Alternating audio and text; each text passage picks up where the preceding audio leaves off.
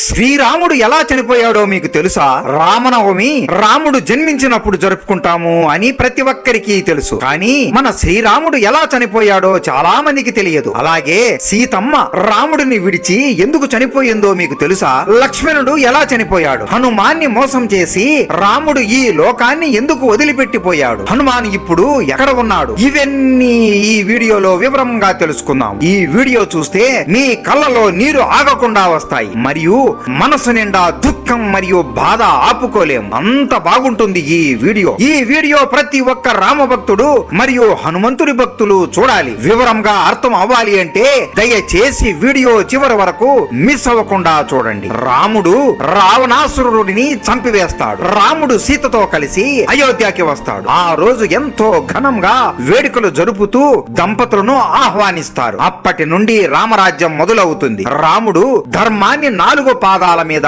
నిలబెడుతూ న్యాయంగా రాజ్యాన్ని పాలించేవాడు. రాముడు కూడా సీతతో ఎంతో ఆనందంగా జీవితం గడిపేవాడు. కానీ కొన్ని సంవత్సరాల తరువాత ఒక రోజు ఒక చాకలి అతను తన భార్యతో గొడవపడి భార్యని నువ్వు వేరే వాడితో ఉన్నావు అని అనుమానిస్తాడు. అతని భార్య బోరున ఏడుస్తూ నేను అలాంటి దాన్ని కాదు అయ్యా, నన్ను మీరు అనవసరంగా కారణం లేకుండా అవమానిస్తున్నారు. నా జీవితంలో మీరు తప్ప ఇంకెవ్వరూ లేరు. నేను మీతో తప్ప ఇంకెవరితో సమయం గడపలేదు స్వామి. నేను ఆ సీతమ్మ అంత పవిత్రమైన దానిని, నన్ను మీతో పాటు తీసుకుని వెళ్ళండి అని ఆమె బోరున ఏడుస్తూ తన భర్త కాళ్ళ మీద పడిపోతుంది. ఆ మాట వినగానే ఆ చాకలేతనికి కోపం ఎక్కువయ్యి నేనేమైనా ఆ వెర్రి రాముడిని అనుకుంటున్నావా? ఆ సీతాదేవి 12 నెలలు రావణుడి లంకలో గడిపింది. అలాంటి సీతమ్మను సిగ్గు లేకుండా ఆ వెర్రి రాముడు రావణాసురుడితో యుద్ధం చేసి ఎంతో మంది ప్రాణాలను పోగొట్టి ఆ సీతమ్మని మళ్ళీ రాజ్యానికి తీసుకొని వచ్చి సిగ్గు లేకుండా సంసారం చేస్తున్నాడు. నేను ఆ రాముడిలా వెర్రివాడిని కాదు. నువ్వు తప్పు చేసి మళ్ళీ ఆ సీతమ్మతో నిన్ను పోల్చుకుంటున్నావా? ఆ సీతమ్మ ఒక పవిత్రమైనది, నువ్వు ఒక పవిత్రురాలివి అని ఆ చాకలి అతను నోటికి వచ్చిన మాటలు అంటూ శ్రీరాముడిని మరియు సీతమ్మ తల్లిని తిడుతూ ఉంటాడు. ఈ మాటలు అన్ని రాజ్యంలో ఉన్న ప్రజలు అందరూ మాట్లాడుకుంటూ ఉండగా భటుల ద్వారా చివరికి ఈ మాట శ్రీరాముడి చెవిలో పడుతుంది. ఆ మాటలు వినగానే రాముడి కళ్ళల్లో నీరు కారిపోతాయి. నా సీత అగ్ని ప్రవేశం చేసినా కూడా ఇన్ని మాటలు పడుతుందా అని ఎంతో దుఃఖంతో బాధపడిపోతాడు. సీతాదేవిని మళ్ళీ పరీక్షించడానికి లక్ష్మణుడిని పిలిచి సీతని గంగా నదీ తీరంలో ఉన్న వాల్మీకి ఆశ్రమంలో వదిలే అని ఆజ్ఞాపిస్తాడు. లక్ష్మణుడు అన్న మాటని జవదాటలేక సీతాదేవిని అడవిలో వదిలేసి మొత్తం విషయం చెబుతాడు. రాముడు నన్ను వదిలేశాడా అని తెలుసుకున్న సీతమ్మ గుండె దుఃఖం మరియు బాధతో రగిలిపోతుంది. ఆ సమయంలో సీతమ్మ గర్భవతిగా ఉంటుంది. రాముడి మాటని గౌరవించి ఆమె ఒక్కతే నడుచుకుంటూ ఆశ్రమానికి వెళ్లిపోతుంది. అలా అక్కడే ఉంటూ సీతమ్మ తల్లి 2 కవల పిల్లలకి జన్మనిస్తుంది. వారే లవకుశులు. లవకుశులకి వాల్మీకి మొత్తం వేదాలను నేర్పిస్తాడు. వీరు ఇద్దరు వాల్మీకి రాసిన రామాయణాన్ని పాటల రూపంలో పాడుతూ మొత్తం రాజ్యంలో తిరుగుతూ అందరికీ వినిపిస్తూ ఉంటారు. అప్పుడు రాజ్యంలో ఉన్న ప్రజలకి సీతమ్మ గొప్పతనం అర్థమవుతుంది. ఒక రోజు రాముడు యాగం చేయడానికి వాల్మీకిని పిలిపిస్తాడు. వాల్మీకి లవకుశులతో వచ్చి యాగం జరుపుతాడు. రాముడు లవకుశుల్ని చూడగానే వీరు ఇద్దరు నా పిల్లలు అని అర్థమైపోతుంది. నా సీత అడవిలో ఎంత కష్టపడుతుందో అని ఎంతో బాధపడిపోతాడు. ఇక ఆమెను విడిచి ఉండలేక వాల్మీకితో సీతని ఇక్కడికి రమ్మని కబురు ఇవ్వండి, ఆఖరిగా ఆమె పవిత్రతని అందరి ముందు నిరూపించుకోమనండి అని వాల్మీకి చెబుతాడు. సీతమ్మ మళ్ళీ ఆమె పవిత్రతని నిరూపించుకోవడానికి రాజ్యానికి వస్తుంది. అందరూ ఆమెను గుచ్చి చూస్తూ గుసగుసలా ఆడుకుంటూ ఉంటారు. సీతమ్మకి చాలా బాధ వేస్తుంది. ఆమె బాధతో రాముడి ముఖాన్ని చూస్తుంది. ఆమె మనసులో మీకు తెలుసు కదా స్వామి, నేను ఎంత పవిత్రమైన దానినో అని మళ్ళీ ఈ పరీక్ష ఎందుకు అన్నట్లుగా చూస్తూ ఉంటుంది. రాముడు బాధతో గట్టిగా నాకు నువ్వు పవిత్రమైన దానివి అని బాగా తెలుసు దేవి, కానీ ఈ రాజ్యంలో ఉన్న వారి అందరికీ తెలిపేలా నువ్వు నీ పవిత్రతని నిరూపించుకో అని చెబుతాడు. రాముడు అలా అనగానే సీతమ్మ గుండె పగిలిపోతుంది. ఆమె అందరి వైపు చూస్తూ నమస్కరించి అమ్మా భూదేవి, నేను పవిత్రమైన దానిని అయితే ఇప్పుడు నా మరణం సంభవించాలి. ఇప్పుడే నువ్వు వచ్చి నన్ను నీలో కలుపుకోవాలి అమ్మా అని గట్టిగా కోరుతుంది. అంతే, ఒక్కసారిగా రాజ్యంలో ఉన్నవారు అంతా ఆశ్చర్యపోయి నిశ్శబ్దంగా సీతమ్మ వైపు చూస్తూ ఉంటారు. రాముడు ఆ మాట వినగానే సీతమ్మ దగ్గరికి పరిగెత్తుకుంటూ వస్తాడు. ఒక్కసారిగా భూమి మొత్తం చీలిపోతుంది. ఆ భూమి నుండి భూదేవి వస్తుంది. భూదేవి కోపంతో అందరి వైపు చూస్తూ, నా కూతురుని అవమానించే మిమ్మల్ని బ్రతకనివ్వను, ఈ అయోధ్య మొత్తం కూలిపోయేలా చేస్తాను అని ఆమె శక్తి మొత్తం ఉపయోగించి కూల్చేస్తూ ఉండగా సీతమ్మ నమస్కరించి, వద్దు అమ్మా, వీరు అందరూ చాలా మంచి వాళ్ళు, ఈ రామరాజ్యాన్ని ఏమీ చేయకండి అని చెప్పి భూదేవిని హత్తుకుంటుంది. అలా భూదేవి రాముడి వైపు కోపంతో చూస్తూ సీతాదేవితో కలిసి భూమి లోపలికి వెళ్లిపోతుంది. రాముడు వేగంగా వచ్చి భూమి మీద పడిపోయి సీతా సీతా అని గట్టిగా ఏడుస్తాడు. ఆ రోజు నుండి రాముడు ఏమీ తినకుండా సరిగ్గా నిద్రపోకుండా సీతమ్మని స్మరిస్తూ ఏడుస్తూ బాధపడుతూ ఉంటాడు. హనుమంతుడు రాముడి కాళ్ళ దగ్గరే కూర్చొని ఆయనతో పాటే బాధపడుతూ ఉంటాడు. హనుమంతుడు మనసులో ఇలా అనుకుంటాడు, నా కళ్ళ ముందే మా సీతమ్మని పోగొట్టుకున్నాను, రాముడికి మాత్రం ఏ హాని రానివ్వకుండా చూసుకోవాలి అని అనుకుంటాడు. ఇక త్రేతాయుగం ముగిసే సమయం వస్తుంది. రాముడు అవతారం చాలించాల్సిన సమయం రావడంతో శివుడు బ్రహ్మదేవుడు ఇద్దరు కలిసి యమధర్మరాజుని పిలిచి, రాముడి ప్రాణాన్ని తీయాల్సిన సమయం వచ్చింది యమా, ఇప్పుడు నువ్వు అయోధ్యకి వెళ్ళు అని ఆజ్ఞాపిస్తారు. యముడు సరే అని వేగంగా అయోధ్య రాజ్యానికి ఆయన దున్నపోతు మీద వస్తాడు. యముడు గర్వంతో రాజ్యం బయట నిలబడుకొని బంగారు తలుపులని తెరుస్తూ ఉంటాడు. కానీ ఇంకొక వైపు నుండి కూడా ఎవరో అడ్డుగా తోస్తున్నట్లు ఉంటుంది. యముడు ఎంత ప్రయత్నించినా ఆ తలుపులని తెరవలేడు. ఎవడురా అక్కడ, దమ్ముంటే నా ముందుకు వచ్చి నన్ను అడ్డుకోండి అని గట్టిగా అరుస్తాడు. అప్పుడు ఆ తలుపులు మెల్లగా తెరుచుకుంటాయి. లోపలి నుండి హనుమంతుడు ఆయన గదతో బయటికి వస్తాడు. హనుమంతుడిని చూసి, నేను రాముడి దగ్గరికి వెళ్ళాలి, ఆయన మరణ సమయం దగ్గరికి వచ్చింది అని చెబుతాడు. ఆ మాట వినగానే హనుమంతుడు కోపంతో, ఏంటి నా రాముడికి మరణమా, నేను ఉన్నంత వరకు నా రాముడికి చావు రానివ్వను, నువ్వు ఇంకొకసారి రామరాజ్యంలో కనబడితే నీ చావు నా చేతుల్లో ఉంటుంది అని గట్టిగా యముడి ఛాతీ మీద ఒక్క గుద్దు గుద్దుతాడు. అంతే, ఆ దెబ్బకి యముడు దూరంగా ఎగిరి పడిపోతాడు. ఇక యముడికి ఏం చేయాలో అర్థమవ్వదు. ఈ హనుమంతుడు ఉన్నంత వరకు రాముడి ప్రాణాన్ని నేను తీయలేను అని అనుకుంటూ, శివా, నీ రూపమైన హనుమంతుడు ఎల్లప్పుడూ రాముడి ప్రక్కనే రక్షణగా ఎవరిని దగ్గరికి కూడా రానివ్వకుండా కాపలా కాస్తున్నాడు, నేను ఇక ఏమీ చేయలేను, అంతా నీ చేతుల్లోనే ఉంది అని శివుడిని వేడుకుంటాడు. ఆ రోజు రాత్రి రాముడు నిద్రపోకుండా సీతమ్మని తలుచుకుంటూ కూర్చొని ఉంటాడు. అప్పుడు శివుడు అక్కడ ప్రత్యక్షమయ్యి, నీ అవతారం చాలించే సమయం వచ్చింది రామా, నువ్వు పడుతున్న బాధ ఏంటో నాకు బాగా తెలుసు, నీ బాధని నేను చూడలేకపోతున్నాను. సీతమ్మ లక్ష్మీదేవి రూపంలోకి మారిపోయి నీ కోసం ఎదురు చూస్తూ ఉంది.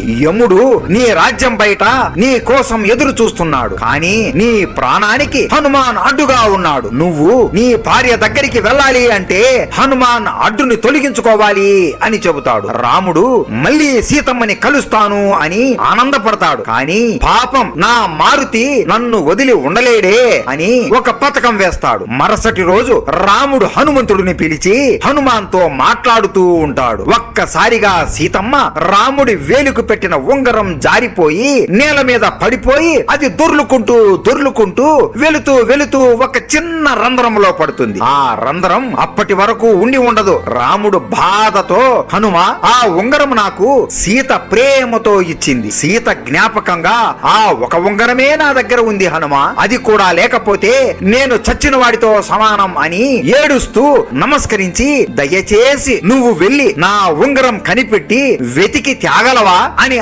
అడగగా, ప్రభూ అంతేనా, దీనికి మీరు నన్ను ఇంతగా అడగాలా, మీరు ఆజ్ఞాపిస్తే చాలు ప్రభు, నేను వెళ్లి తీసుకొని వస్తాను, అలా వెళ్లి ఎలా తీసుకొని వస్తాను, మీరు అస్సలు బాధపడకండి అని హనుమాన్ నమస్కరించి తన శరీరాన్ని ఒక చీమ అంత చిన్నగా మార్చుకొని హనుమాన్ ఆ రంధ్రంలోకి ఎగిరి దూకుతాడు. హనుమంతుడు ఆ రంధ్రం లోతు చాలా తక్కువ అనుకుంటాడు. కానీ హనుమంతుడు ఆ రంధ్రంలో పోతూనే ఉంటాడు. అలా కొన్ని గంటలు హనుమంతుడు పోతూనే ఉంటాడు. కానీ ఉంగరం మాత్రం కనబడదు. ఒకసారి గాలి వేడిగా తగులుతూ ఉంటుంది, ఒక్కొక్కసారి గాలి చల్లగా తగులుతూ ఉంటుంది. అలా 7 లోకాలు ప్రయాణం చేస్తాడు. చివరికి నేల కనబడుతుంది. హనుమంతుడు చుట్టూ చూస్తూ ఉంటాడు. ఎటు చూసినా పాములు ఉంటాయి. అదే పాతాళ లోకం. అక్కడ నాగులకి రాజు అయిన వాసుకి ఉంటాడు. ఆయన దగ్గరికి వెళ్లి నమస్కరించి, వాసుకి, నా రాముడి ఉంగరం ఒక రంధ్రంలో పడి ఈ పాతాళ లోకానికి వచ్చింది. ఆ ఉంగరం ఎక్కడ ఉందో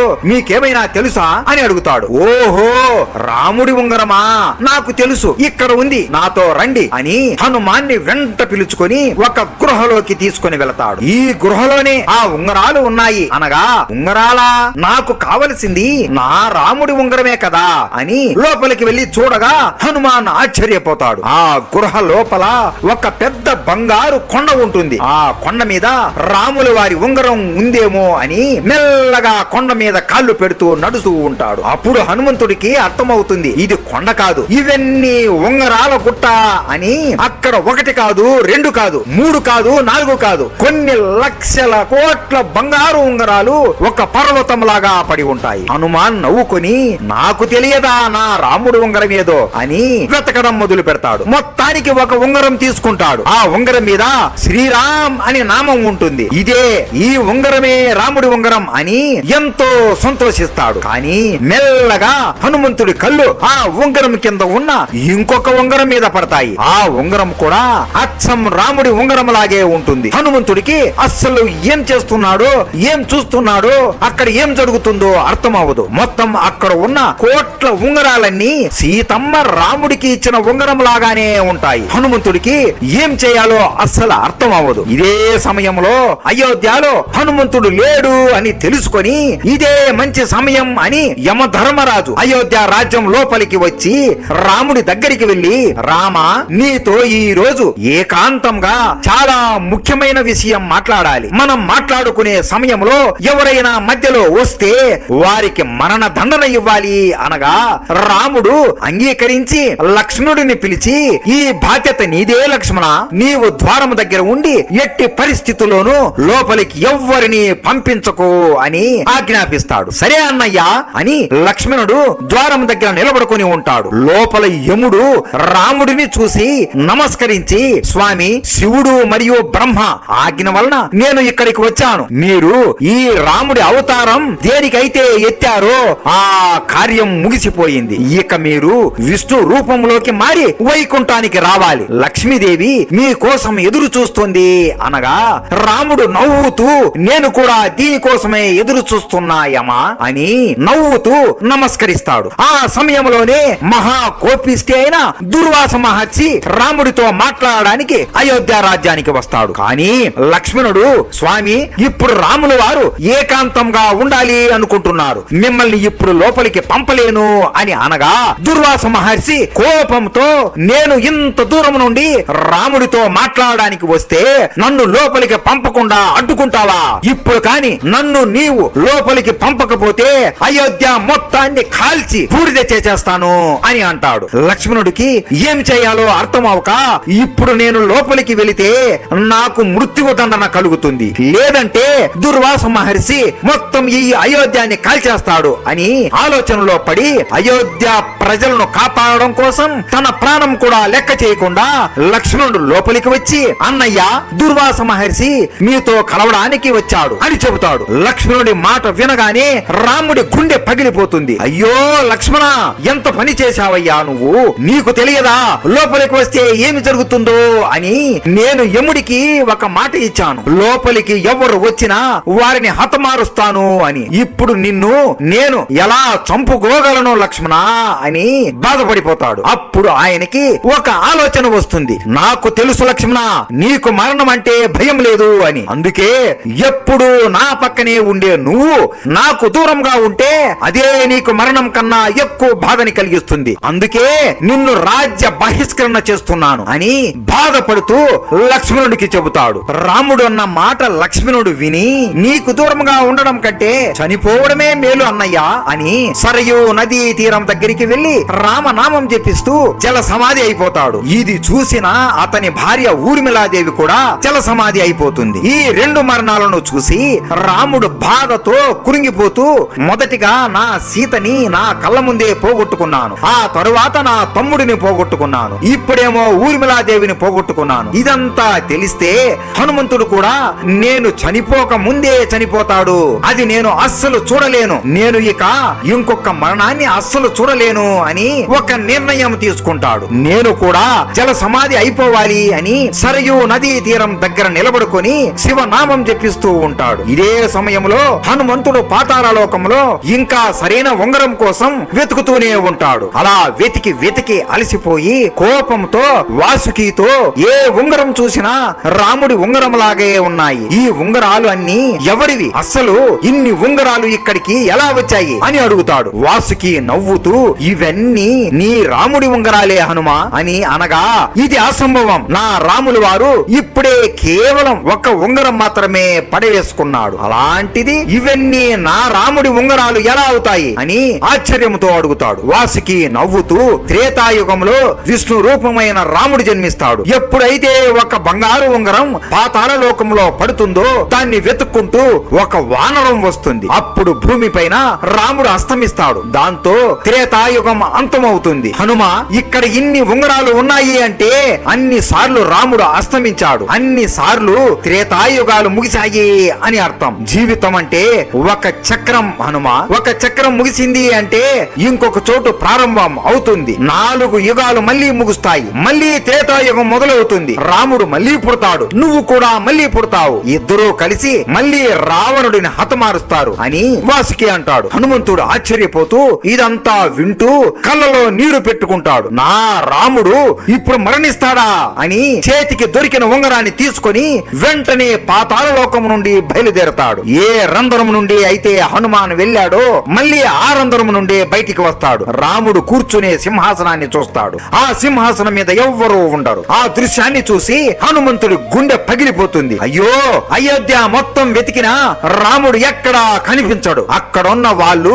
ఇలా లక్ష్మణుడు మరియు ఊర్మిళాదేవి చనిపోయారు అని చెబుతారు. అది విని హనుమాన్ ఏడుపుని ఆపుకోలేకపోతాడు. హనుమంతుడు గాలిలో ఎగురుతూ వెతుకుతూ ఉండగా సరయూ నదిలో రాముడు జల సమాధి అయిపోతూ కనబడతాడు. వెంటనే అతి వేగంతో కిందికి వచ్చే లోపు రాముడు హనుమాన్ని చూస్తూ నదిలోకి వెళ్లిపోతాడు. ఇదంతా చూసి హనుమాన్ బాధతో గట్టిగా ఏడ్చేస్తాడు. అయ్యో, ఇదంతా నా తప్పే.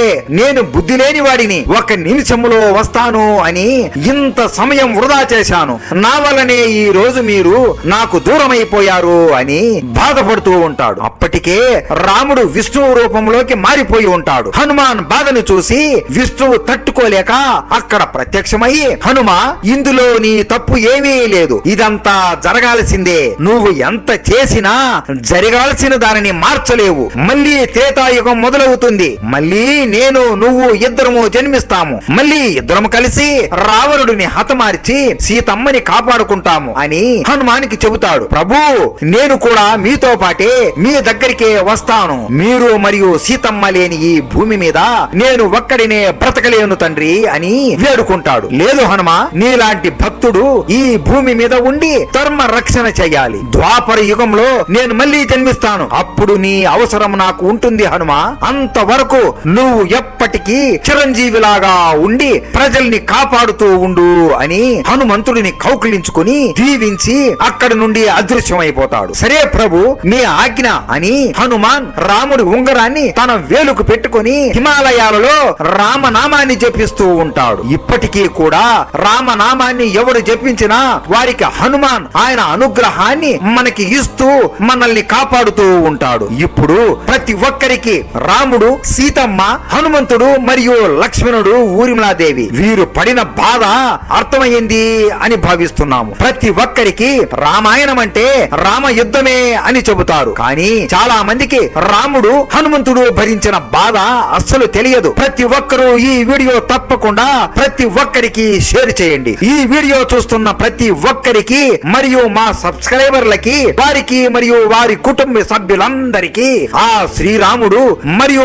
హనుమంతుడి అనుగ్రహం ఎల్లవేళలా ఉండాలని మా మనస్ఫూర్తిగా కోరుకుంటూ ప్రతి ఒక్కరికి శ్రీరామనవమి శుభాకాంక్షలు. నెక్స్ట్ హనుమాన్ జయంతి రోజున హనుమాన్ జననం గురించి వీడియో పెడతాం. అది చాలా అద్భుతంగా ఉంటుంది. ఆ వీడియో ఎవరు మిస్ అవ్వకుండా చూడండి. రాముడు, హనుమంతుడు అంటే మీకు ఇష్టం ఉంటే జై శ్రీరామ్, జై బజరంగబలి అని కామెంట్ చేయండి. జై శ్రీరామ్, జై బజరంగబలి.